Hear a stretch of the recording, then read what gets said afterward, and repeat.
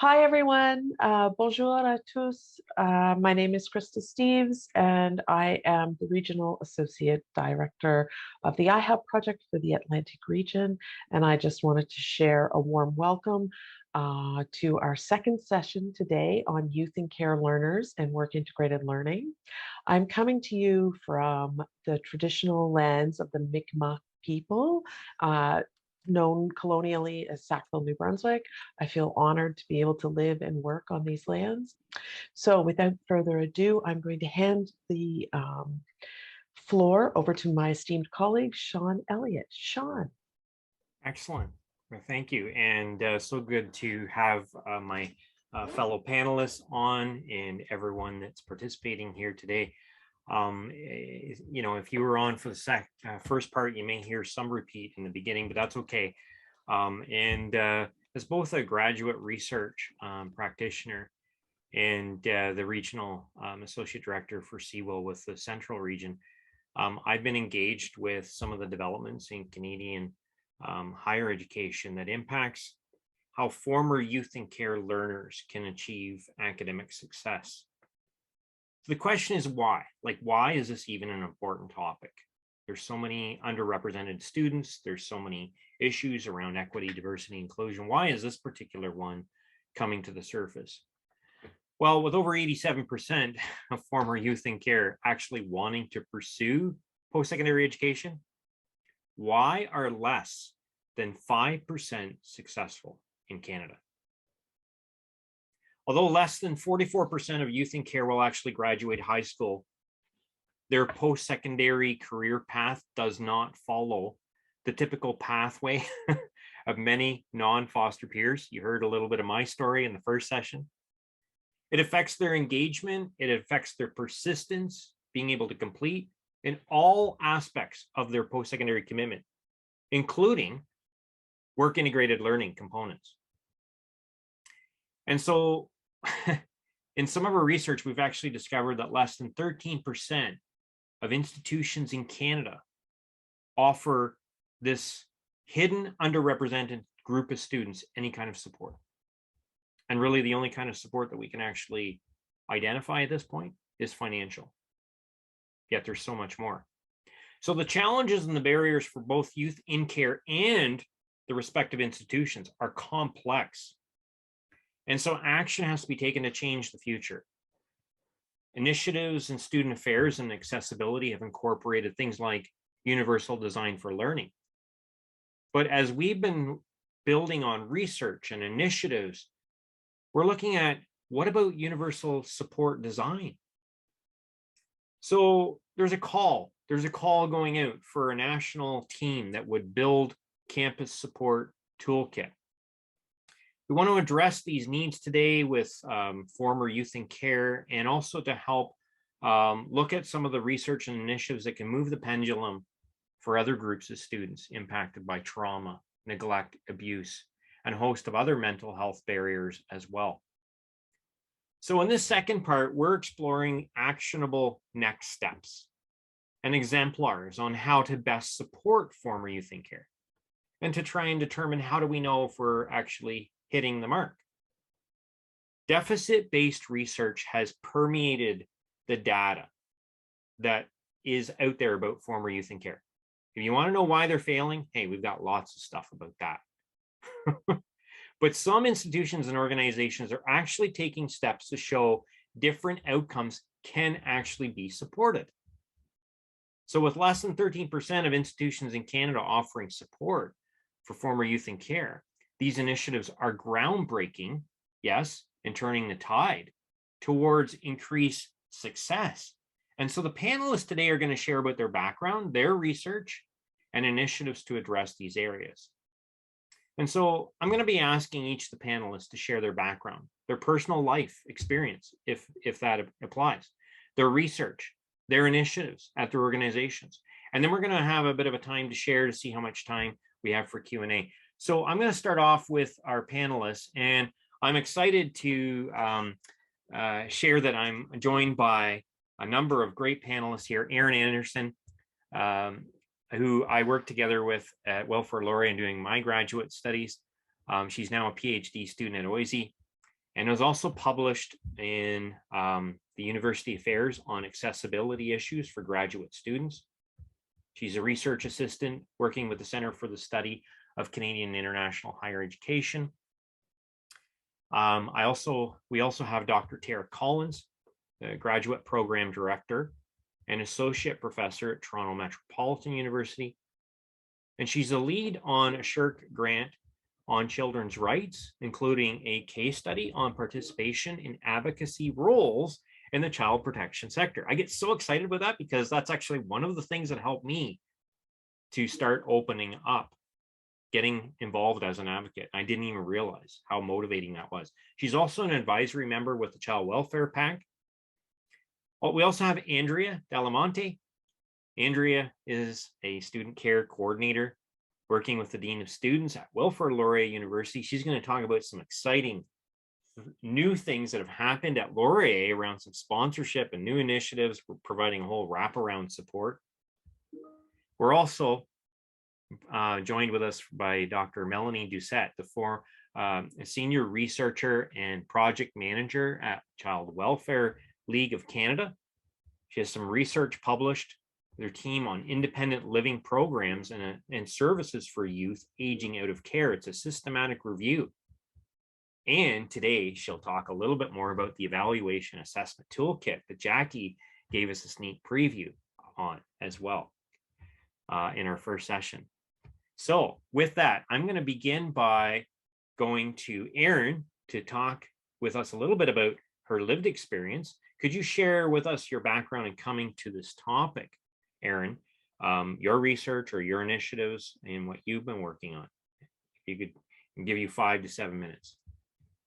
Great. Thank you, Sean. And I'm very honored to be here today with all of these champions for former youth in care.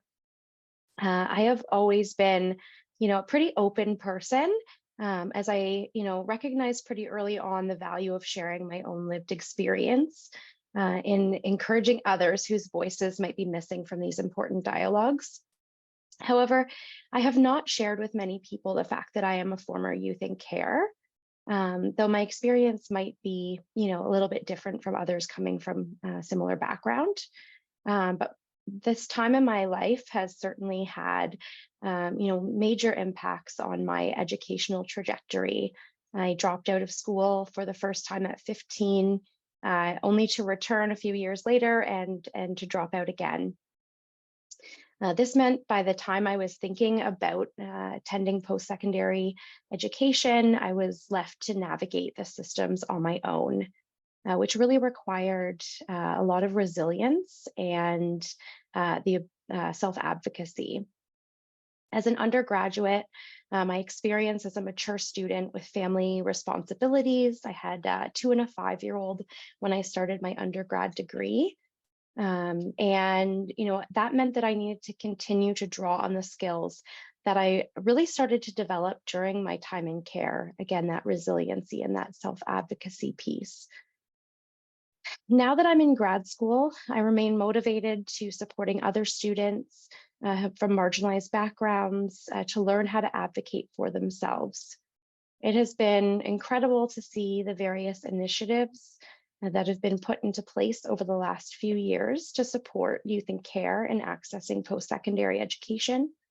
And while financial support is an amazing start, there are other points along the post-secondary journey that would greatly benefit from further consideration. For me personally, as I mentioned, I really recognized in my experience how critical it was to support youth in care in the application process and that transition to campus.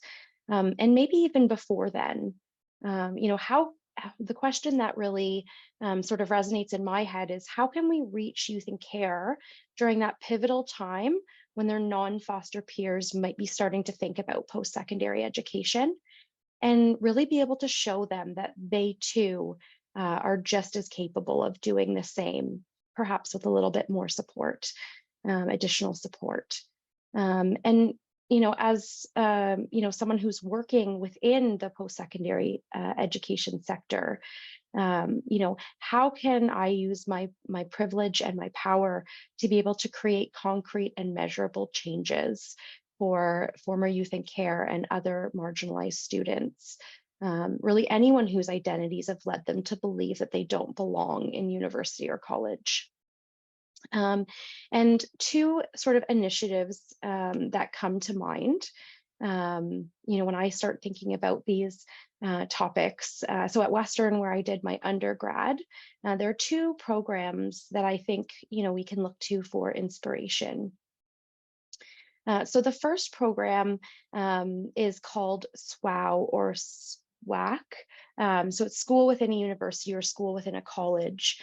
And it allows, it's a joint initiative between the post-secondary institutions and the local public school board. And it allows students who are identified as being at risk of not graduating high school to earn credits toward their diploma while working with a board certified teacher who is also filling in that role of a caring adult that Sean talked about previously. And they get to, they're on campus doing these, doing their high school courses, but also getting a taste of what campus life is really like. And, I found this program, nothing that I participated in personally, but in one of my roles as a student leader, I was able to work with some of these students myself. And I just thought, wow, imagine if a program like that had existed when I was in school. It might not have taken me so long to get here. And another program, which is funded by the Ontario government, offers current high school students here in London, Ontario, the chance to take a course at the university tuition free. And this program is really sort of targeting what they call like high achieving students. So students who are really strong academically are actually given the opportunity while still in high school to take a course at the university tuition free. But I think that, if we had students who were, offered this opportunity, like students who, were maybe part of that group who are identified as being maybe at risk of not graduating high school, or, coming from, a foster background, what would this do for their self-confidence, for their perception of what it is that they're able to accomplish? So of course, these programs I've mentioned, only address one facet of access to post-secondary, but I believe that they really do point to the importance of developing holistic and strategic supports and putting them in place across Canadian post-secondary campuses. Thank you. Excellent, excellent. Thank you very much, Erin. That's very good, insightful from your experience, your lived experience. And so now we're going to go to Tara. And so Tara, could you share with us some of your background in coming to this topic, your research, your initiatives with your organization, what you've been working on? Yes, indeed. Hello, everyone, and a big thank you to Sean and WIL for organizing this this very valuable event. I think this is such an incredibly important topic, and I'm really, really grateful to be here with all of you, and grateful also for all the efforts that you're all putting out in your institutions and working with colleagues across institutions on this very important topic, and working with former youth in care and youth in care. Before beginning, I just want to say that I want to acknowledge that Takarondo, or Toronto, the city of my institution, is based in the dish with one spoon territory from a treaty with the Anishinaabe, Mississaugas, and Haudenosaunee, Treaty number 13. And I recognize the real honor and privilege of living and working on these lands, and I'm grateful for that. Also want to recognize the incredible contributions of African Canadians from the earliest days of our settlement to make Canada what it is today. So thank you as well. So in terms of my background, it really is grounded in the human rights framework. And to be honest, I only found out about the human rights framework when I was in my undergraduate degree. I always was interested in working with people, but it was my undergrad degree that really helped me understand that human rights, and specifically children's rights, can offer an important framework for understanding and action and accountability. As one young person said to me during some research a while back, they said, I think making it a rights issue kind of escalates it from something that is like unpleasant or annoying to a really serious problem. It really makes people think. So I rely on the rights framework in my work. And have pursued work not only in the academic world, but in government and non-governmental realms, including focusing on the situation of rights of young people in child welfare systems in Canada. I've also engaged as a volunteer directly as a big sister with a youth in care, and that was the first time the Big Sisters organization had made that match. And so I have benefited and had such an honor and privilege to learn from youth in care and former youth in care. And it really it's such an important area of work that I have pursued over the years. And so I would say that in my teaching, learning from former youth in care has always been a part of my academic journey. I've also engaged in research, which I think is the reason why I'm here, Sean. I've highlighted the interconnections between children's rights to participate and their protection. And so as part of some former work I did, we explored, for example, how do we even think about child and youth participation, and how is it conceptualized in relationship with protection? Among other things, we looked in working with the former Ontario Advocate for Children and Youth Office, looked at the role of child participation in child and youth care college curriculum. And just in light of Erin, your point about sharing your story, and Sean sharing your story earlier too, looking at questions, what kind of impact, for instance, does sharing one's story offer? It has such an impact, but we need to be mindful of the impacts upon the young people and former young people who are sharing their stories. And that was part of what we looked at in relation to that study. We also looked at child participation and child protection in a variety of other contexts, not only within Ontario, but New Brunswick, Brazil, China, and South Africa. And that has subsequently led to the partnership grant that Sean identified, where we're looking at how intergenerational relationships can foster child rights implementation and research policy and practice. And we have a number of exciting case studies that bring focus on either the local, the national, or the international, and sometimes across those spheres. I think that's a really important way for us to learn too. How is it that we understand and practice child participation or protection within our own context, and what can we learn and engage from with folks in other contexts? And so one of the case studies is one that's led by Jane Kovarakova, who is examining how children's experiences in the child welfare system and how their participation of young people in advocacy can lead to equitable partnerships in the child protection sector. So we're really excited about that. There's a variety of other case studies as well, but one thing that might interest some of you folks is the fact that we have transversal working groups looking at conceptual interconnections, looking at ethics, looking at participatory methodologies, and also looking at policy.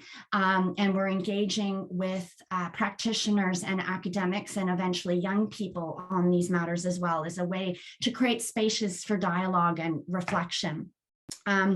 Another area I can say that I have looked at too is specifically children's rights education for youth in care. And one of the things that I find really intriguing is this emphasis upon young people themselves to learn about their rights and to uphold their rights without enough attention to the relational aspects. And specifically, what about the roles and responsibilities of the adults in those young people's lives? We tend to forget about those, and the onus of children's rights is not upon young people. They should not be doing all the labor. And so highlighting the importance of that. And so there's been a variety of pieces of advocacy that have followed up on relation to that. We're engaged in a children's rights education initiative.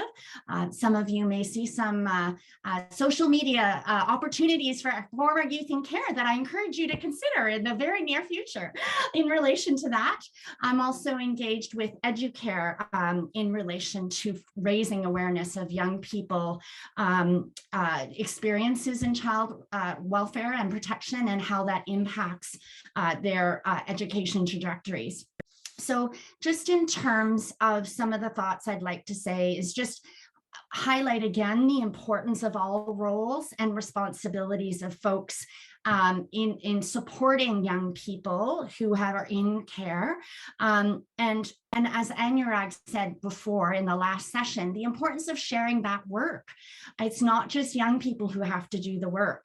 And I would highlight that there's all sorts of roles and responsibilities that need to be highlighted, and folks need to be reminded about societal responsibilities in relation to youth in care and former youth in care as they go through their educational trajectories and have pauses along the way, of course, too.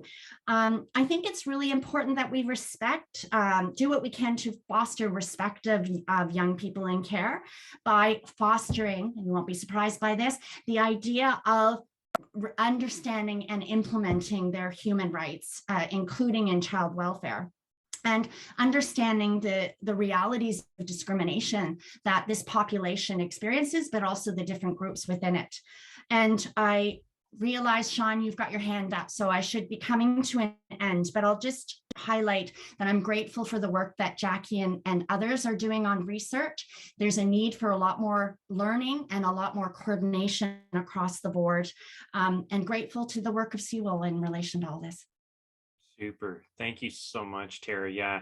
And I'm just trying to give everyone an opportunity. We might have a few minutes after we give everyone a chance to connect here. Yeah, I'd like to keep it going.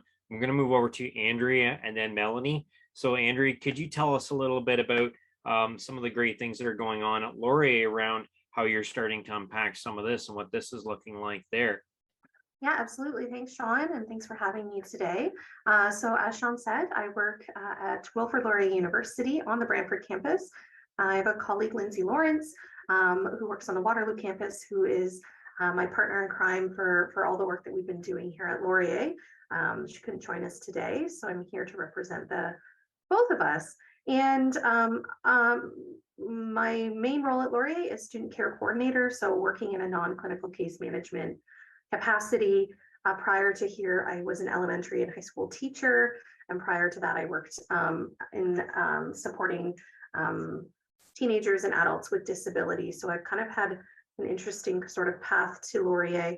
Recent master's graduate student as well. So Erin, I can understand all the hard work that both you and Sean have been putting in lately.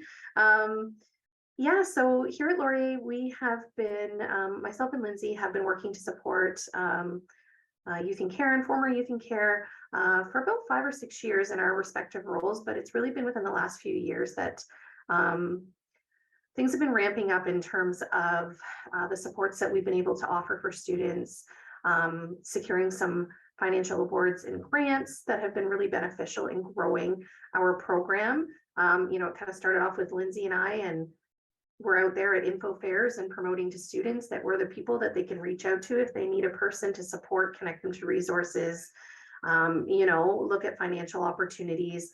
And we both at that time started working with our respective Ontario Education Championship teams which consist of folks from high schools, elementary schools, school boards, other post-secondary institutions, and Children's Aid Society, local agencies working to provide connections to youth in care, supports in the community, things like that. So we've been working with those teams as well, which has been super beneficial since they are the experts and they've been kind of guiding us as to what is it that youth in care need when they get to post-secondary before they get here. Letting them know that this is an opportunity there, this is a possibility. But the biggest thing for us is getting them here, keeping them here, and seeing them through to the end of their time, no matter how long that takes. So most recently, just to speak to some of the new changes that we've instituted in we've called Learners from Care Academic Success Program. We were able to secure a very large award from the Lyle S. Holman Foundation earlier this year that will provide us with funding for, we think, about 7 years. And what that looks like, we've kind of broken it down. I can share our website in the chat once I get through this, but essentially we've broken it down in a way that not only can financially support students, but also connect them through a peer mentorship program, a faculty mentorship program, emergency funding, and campus navigation support. So new incoming first-year students will have their tuition and housing paid for, whether that's residence or off-campus. And all students have to do is apply. There's a short application. They do have to show proof from an agency that they were in care for at least 1 year. Doesn't matter when, doesn't matter where. And then, or show verification from their OSAP application, one of the two.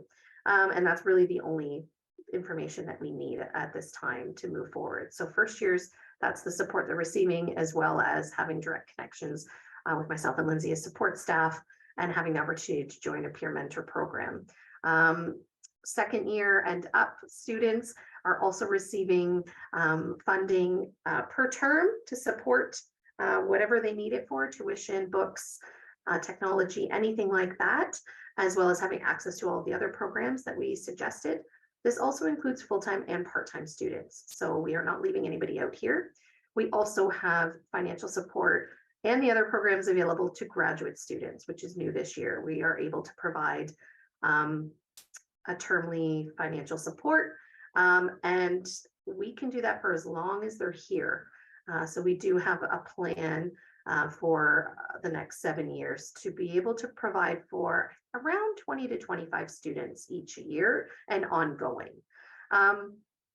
So again, this would not have been possible without us being able to apply for this funding, this grant. It really has allowed us to expand our current program and just be able to include more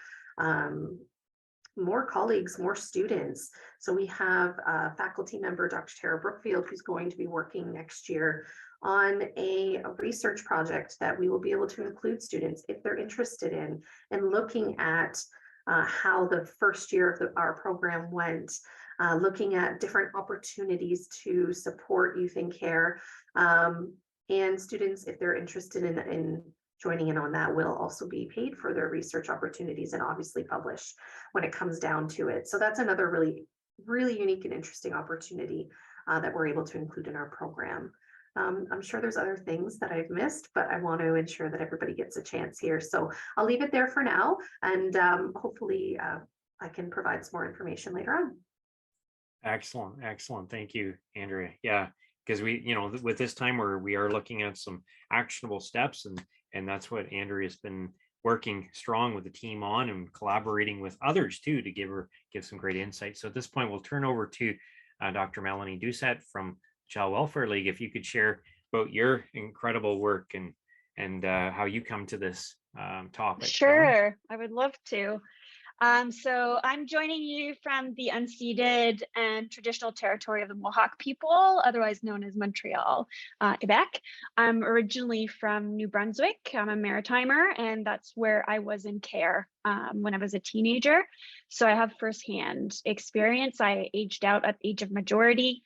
I was lucky enough to have really good people in my life friends, their parents, teachers at school, mentors, bosses at work who really like believed in me and helped me navigate kind of the transition to adulthood, which was still rocky, but without them, I don't think I would have made it this far. I wouldn't have made it to the PhD level.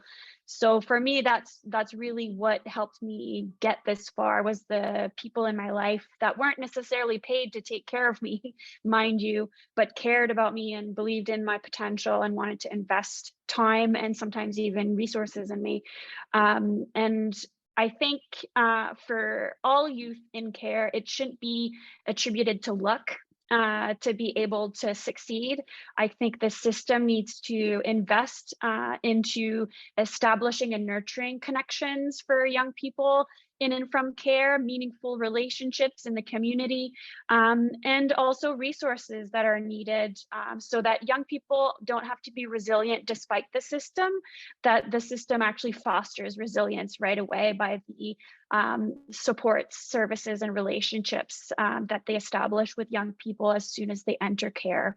And that's going to require a huge culture shift in the system, because as we know, the foundation of the child protection system was a child saving movement of, white people thinking that they needed to save, paupers and criminals and juvenile delinquents, and also colonial undertones that are still present today. So there's a huge cultural shift that needs to happen. And also a different way of thinking about teenagers and young adults in care. Because I feel like a lot of the time we kind of lump children and youth together when teenagers and young adults have a very specific developmental pathway. They have specific needs. It requires power sharing with workers and professionals who interact with them compared to working with younger people. And that requires, a different way of doing work with them and doing interventions. So again, a lot of culture change needs to happen in the child welfare system and also the systems that interact with young people in front care. So what I wanted to quickly talk about today was the work that I've been doing with the Child Welfare League of Canada for about a year and a half now with the National Council of Youth and Care Advocates, which is comprised of youth and care networks, alumni from care, and key allies from across the country. And we developed together the Equitable Standards for Transitions to Adulthood for Youth in Care, which we published last fall.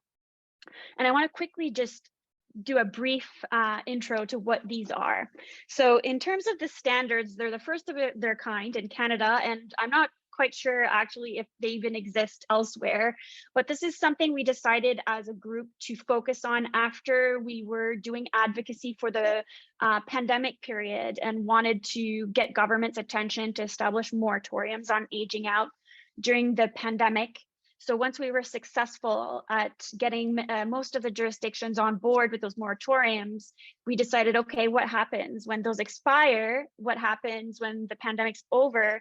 Do youth return back to the status quo of before, which wasn't working? We know all those terrible, negative outcome studies that have been done ad nauseum in North America. So we know what the outcomes are, but what are the solutions? We know there's reports that have been coming out since the late 80s that have been making the same recommendations over and over again on how we need to change the systems to support youth aging out of care. And one of those recommendations that kept coming up was national standards for transitions to adulthood for youth in care, because they don't exist. And they don't exist even in provinces and territories themselves. So it's really up to political will, available resources, budgets for youth to receive or not the appropriate supports that they need to be able to thrive. So that's why youth are stuck in survival mode right now, because they're receiving not even the bare minimum. They're receiving under the bare minimum. And so that's why they're propelled into cycles of poverty, homelessness, and so on and so forth. So what we wanted to do with these standards was to establish the bare minimum that needs to be in place. So setting a bar, because there's none that exists right now, of the key elements that need to be in place before a young person is even asked to exit from the system and transition to adulthood. And this should also be offered inclusively to all youth who've been in care, placed in out-of-home care, regardless of their age. So really eliminating those age cutoffs that are currently in the legislation, their place of residence, their legal or placement status, as well as the type of placements that they're in. Because what happens oftentimes is a lot of those services that exist post-majority, there's a lot of eligibility criteria that are attached to it. And oftentimes it's the youth who are already doing well who can access those types of services, and the youth who are struggling and actually need those the most don't get to access them because they don't meet the eligibility criteria. So we really want to pivot that and say everyone should be able to access supports and services that they need, and they should be able to do so equitably. So what we mean by equitably is that you have to recognize that one size does not fit all, even when we're talking about the youth and care population, because elevate everyone to the same level or standard if you're just providing kind of universal types of programs and services.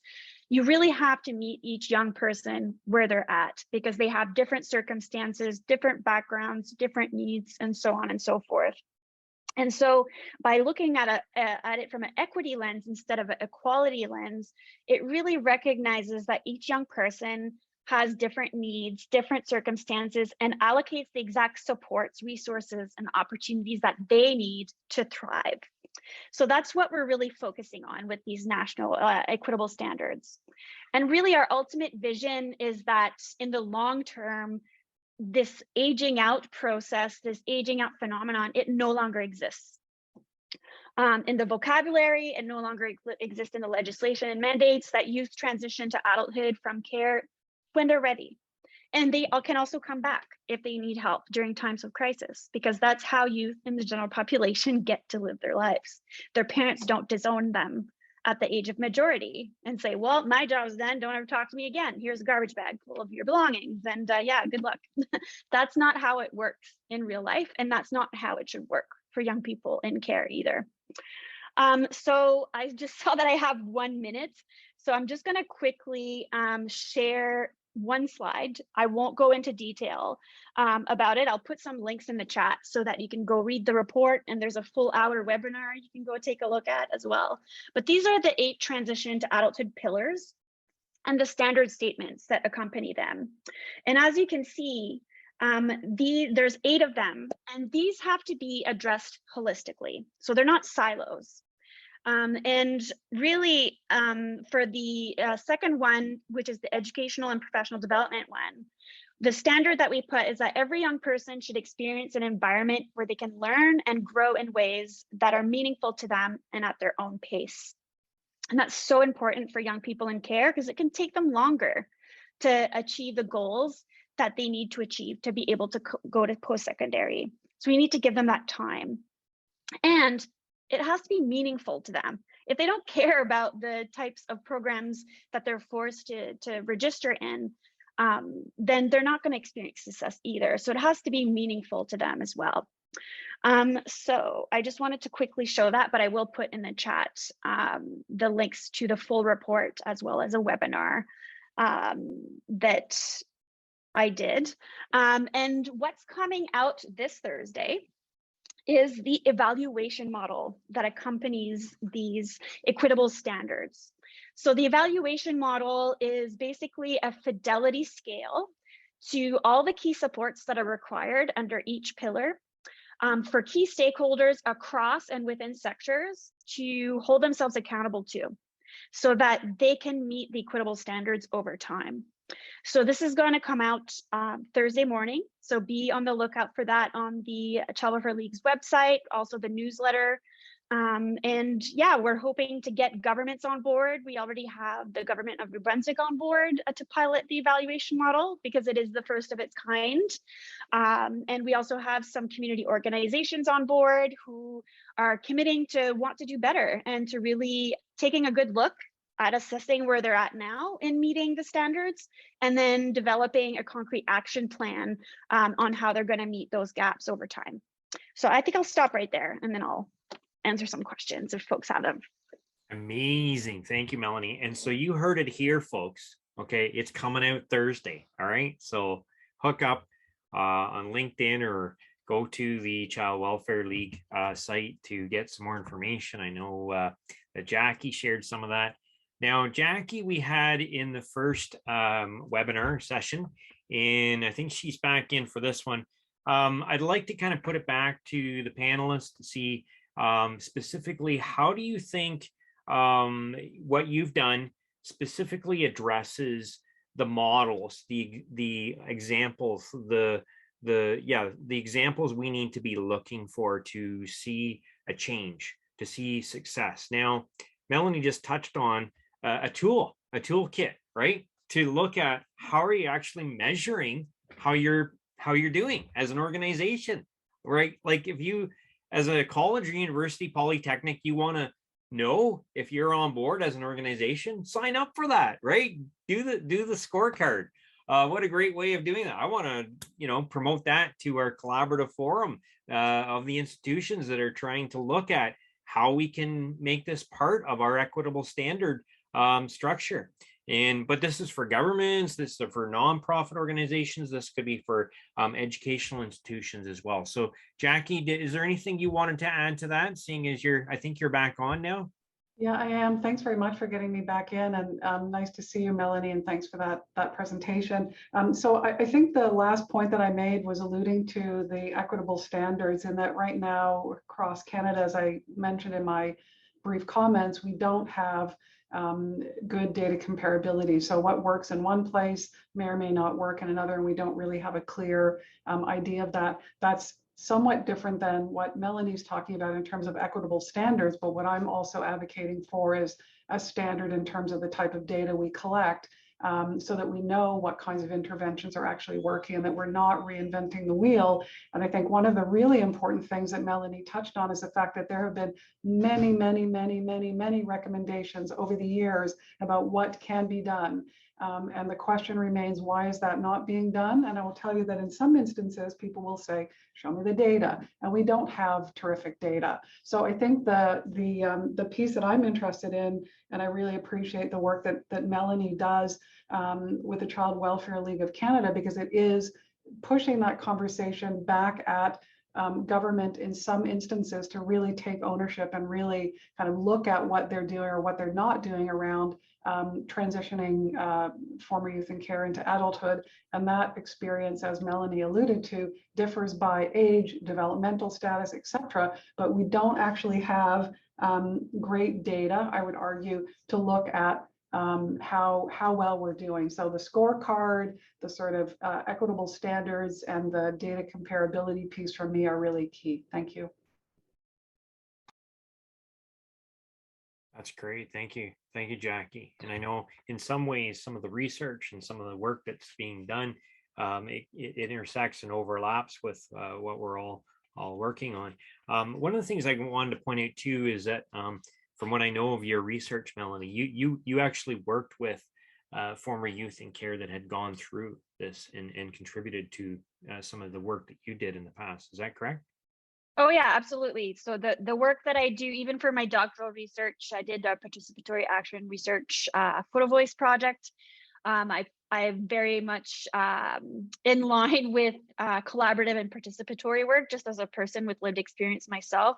And the whole premise of the National Council of Youth and Care Advocates is really to bolster the advocacy that's already been ongoing in the provinces and territories for decades, but really to put it more on a national scale and get more attention and also more pressure on the governments and the provinces and territories to really show up for youth in care and take leadership and have courage to be vulnerable and transparent about where they're at and wanting to change the system because it requires systemic change. It can't just be like siloed or piecemeal change. It has to really be a complete systemic change that happens, and it has to happen across sectors as well. It's not just government that has to undertake this work. It's community, it's academia, it's the private sector. So it really needs to be a whole, community effort. I know the saying says it takes a village to raise a child, but I think it takes a village to have children grow into successful, adults. So it's a lifelong endeavor. So I really think that kind of approach of collaboration and integration needs to come into that change work, and that's incorporated into the evaluation model that's getting released on Thursday. Excellent. Excellent. Did anyone have any other questions that you wanted to pose to our panelists? You can either put it in the chat or take yourself off mute. I'm just watching our time, trying to keep us moving here. I know our panelists can actually jump in on each other's comments and work that's been being done as well. And I'm going to tell you, this is probably one of the first forums, and thanks to WIL, right, for all of us to come together across Canada, see this happen. We need to do more of this. So like I said, we've got some collaborative forums taking place now between colleges and universities, trying to share tips with each other about how to see this happen and how see some of that strategic planning. So man, I'm so excited. Melanie, some of your work, Tara's, your work, all the different intersections are contributing to this. So yeah, anyone have anything you would like to share? I see Brenda from BC, from Kwantlen Polytechnic University on board, and you were talking to me, Brenda, about some of the resources in BC, and when we were looking at doing an environmental scan of what's going on in Canada, you were highlighting some of that. Did you have anything you wanted to share? Or you don't feel obligated? Sean, no, I mean, to be honest with you, I'm just sitting back, I guess, a bit in awe. Sean was really the person who kind of drew me in. I am also a former youth in care, and I think a lot of the great work that has already preceded me really inspired me to kind of go back, reconnect, and see what's happening in BC. We do have a tuition waiver program. Some of the institutions do have some of the models that some of you have described, where they do have, sort of that case management model where there's, support staff who can work with former youth in care. I believe UBC actually has that model, but I'm still very much in the process of learning. So Brenda, I'm gonna put you on the spot a little bit, and then we're gonna go to Melanie, because I see Melanie's got her hand up. But Brenda, you work in the WIL field, the work integrated learning field. Yes. What kind of examples, what kind of models have you seen that can truly help see youth in care move forward at some of our institutions within work integrated learning? I think for WIL, the one that I'm personally most familiar with is cooperative education, because that is run within the Career Development Center in which I am embedded. Because co-op is paid, I see that as a fantastic opportunity. My particular role is to go out and work with employers and to connect them to students. And so I'm having conversations all the time. I just had one a couple of weeks ago with our own accessibility department. I think it's now changed its name to, actually, I can't remember what it changed its name to. Sorry, it's very recent. But their role is to connect people with disabilities with employers. So I'm working with them. And in the back of my mind, I'm also looking for ways to connect youth from care at KPU specifically. But I think co-op is a fantastic opportunity for youth in care, because I can go out and have those conversations with employers, and I can sort of be that intermediary between our students, particularly students who may have accessibility challenges or special needs, different considerations. So I think what I'm looking at doing right now in KPU is really to see if we can create some sort of wraparound service for youth in care. And honestly, I'm very much at the beginning. So, you know, I look forward to sharing with everyone, you know, what I can come up with in the future. But at this point in time, I don't really have any specific recommendations. Well, keep it in mind, because it's a key point. And I think one of Absolutely. the challenges that we're looking at, even with our iHub funding, is to try to address ways of seeing work integrated learning have innovative design that increases access, removes barriers. And we've talked about barriers today for one of the hidden underrepresented groups of students. I mean, what about, you know, asking employers to go the extra mile, put their, you know, where their talk is, and let's see them make a commitment to being part of that mentoring, coaching relationship that Melanie and Tara talked about. So Melanie, you've got your hand up. Sorry, I don't want to hold you any longer. Oh, here. that's okay. I just wanted to have it up for future comment. But I just kind of wanted to tie into some of what Tara was talking about earlier, where the equitable standards and the evaluation model that's coming out on Thursday is exactly about shifting that onus of responsibility that Tara was talking about.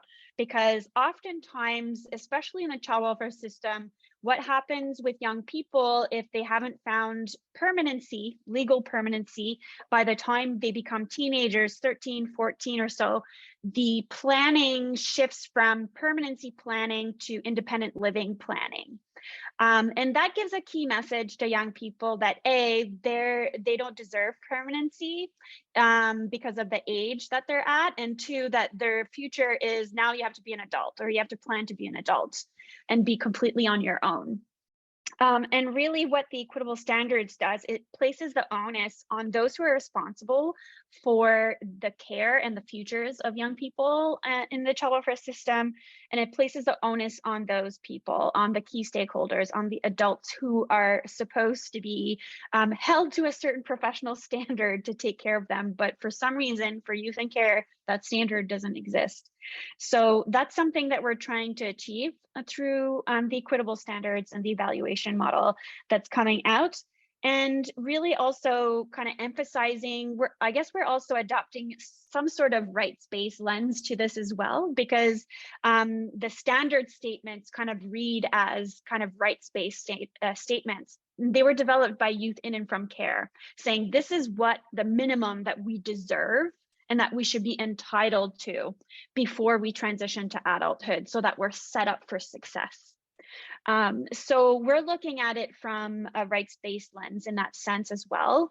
And we're also looking at it in terms of the definition of youth, which is not universal across key stakeholders and people who work with youth in and from care. So some people, youth ends at age of majority. Some people it ends at 25, some people it goes later.